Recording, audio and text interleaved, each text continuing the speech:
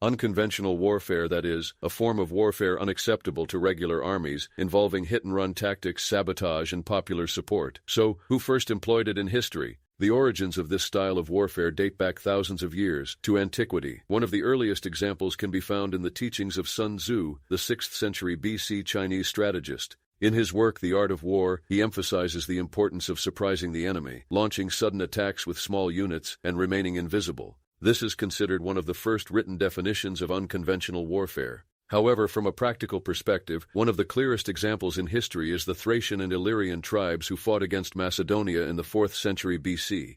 These tribes employed pure guerrilla tactics to stall regular armies in forests and mountainous regions. Viriatus of Lusitania, who later fought against the Romans, is considered one of history's first great guerrilla leaders. Through strategic ambushes, Viriatus demonstrated that irregular tactics could challenge even the mightiest of armies, foreshadowing the evolution of warfare as regular forces began to emerge. As regular armies emerged, a counter-irregular form of warfare emerged. Do you know which war was used most effectively in irregular warfare? The answer is actually, it falls into two distinct periods. The first major and most effective use, the Spanish-French War of 1808.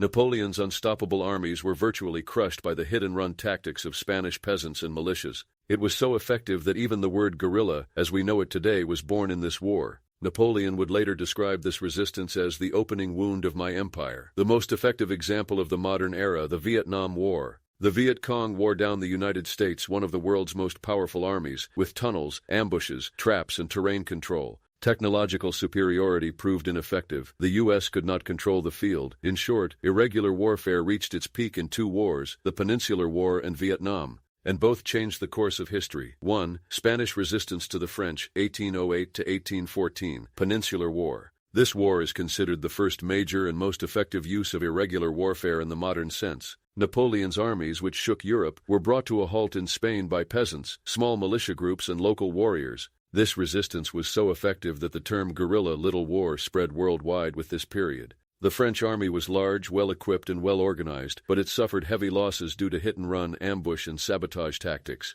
Napoleon described this war as the war that opened the wound of my empire. For this reason, many military historians consider irregular warfare. 2. The Vietnam War, 1955 to 1975, the most influential example in the modern era. In the modern era, the pinnacle is undoubtedly the Vietnam War. North Vietnam and the Viet Cong wore down the U.S. Army, one of the world's most powerful armies, through their use of field dominance, traps, tunnel systems, and ambush tactics. Despite superior technology, the U.S. failed to maintain control of the terrain. This war is taught in military academies worldwide as the most successful application of irregular warfare in the modern era.